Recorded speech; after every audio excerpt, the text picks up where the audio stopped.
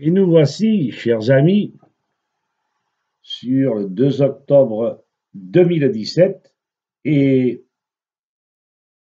près du poil, nous allons évoquer un problème que vous connaissez déjà et qui concerne ceux qui souffrent et qui sont qualifiés de malades imaginaires par les médecins, qui ne leur donnent qu'une seule chose, les tranquillisants. Médecins, pour la plupart, désinformés par les laboratoires, par les cours de faculté, tentez, allez vers l'information, mais vous êtes tellement débordés. Donc le thème c'est malades dits imaginaires, malmenés par la médecine et les ignorants, sont vraisemblablement réellement empoisonnés aux métaux lourds et vraisemblablement par les radicaux libres. Patients, médecins, informez-vous. Nous ne pouvons pas, nous qui l'avons vécu, accepter que vous viviez un très dur chemin de croix.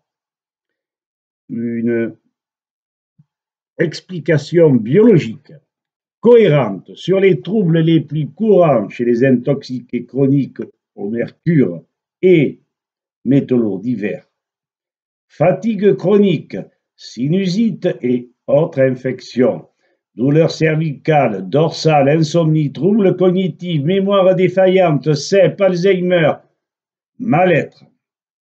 Le gluten, par exemple, avec cette perméabilité intestinale, fabrique des produits opiacés. Les intestins sont affaiblis, entraînant une indifférence au monde extérieur et une isolation sociale. Troubles cardiaques, spasmes, intestins fragiles, mais aussi foie, vésicule biliaire, etc. Je suis passé par là, je sais de quoi je parle. Et je ne suis pas le seul. D'après le docteur Millet, hélas, aujourd'hui décédé,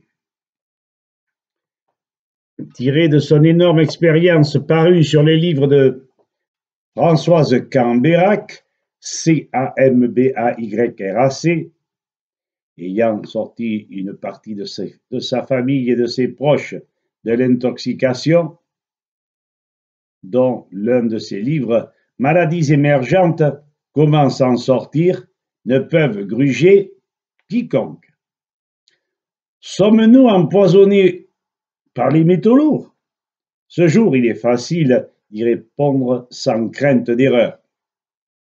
Les tests classiques en France, prise de sang et urinaire pour détecter le mercure ne révèlent rien, puisque le mercure migre dans les cellules, par le sang, par très petite quantité, le corps n'en éliminant par les urines que très peu. On vous considère alors comme en bonne santé. On ne croit pas à vos souffrances pourtant réelles. Il ne reste plus qu'un procédé efficace dans ce traitement, une analyse minérale avec l'appui de médecins français. J'ai fait différemment, je me suis passé de toute analyse et je m'en suis sorti, mais ceci est un autre sujet. Faite par des laboratoires allemands, permet par provocation et chélation de comparer l'urine avant la chélation et l'urine après la chélation par laboratoire.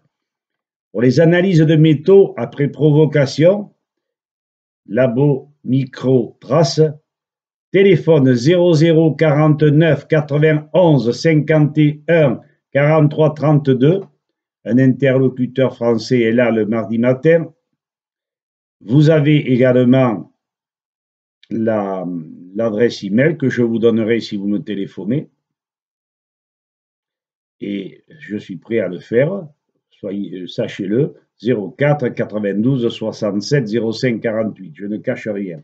La comparaison montre que le chélateur est incroyablement actif il multiplie très souvent les sorties du mercure par 50, 100 ou 200. Or, nous n'éliminons naturellement qu'environ 1 microgramme de mercure au quotidien. Le mercure éliminé par le DMPS chélateur est passé à 231 microgrammes, cas d'une dénommée Gabrielle dans le livre de Françoise Cambera. C'est énorme, mais à mon avis, c'est dangereux si toutes les précautions ne sont pas prises. La puissance de l'aspiration est criante. Elle permet aux toxiques de se déverser hors de l'organisme à gros débit. L'individu traité revit tout simplement. Mais l'organisme est-il capable de les éliminer par les selles?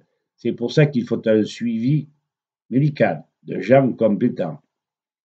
Ce texte indique une méthode, elle n'est pas la seule. J'ai suivi la mienne conseillée par un pharmacien des Hautes-Alpes, puis il existe également la méthode Klinghardt, etc. Renseignez-vous auprès de notre mouvement, le Conseil national de transition, par mon intermédiaire, et soyez très prudents sur la méthode Mêlée-Cambérac. Voilà, je vous ai dit l'essentiel. À vous de réfléchir, d'étudier, de prendre le livre de Cambérac éventuellement et de me demander ma méthode. À bon entendeur, salut. J'espère que de toute façon, ce que je vous aurai dit ne sera pas lettre morte. Je me bats pour nous, pour les enfants, pour les bambins, pour tout ce peuple qui se laisse manipuler et qui entraîne évidemment le complot. Voilà, chers auditeurs, je vous remercie de votre attention. À bientôt. Au revoir.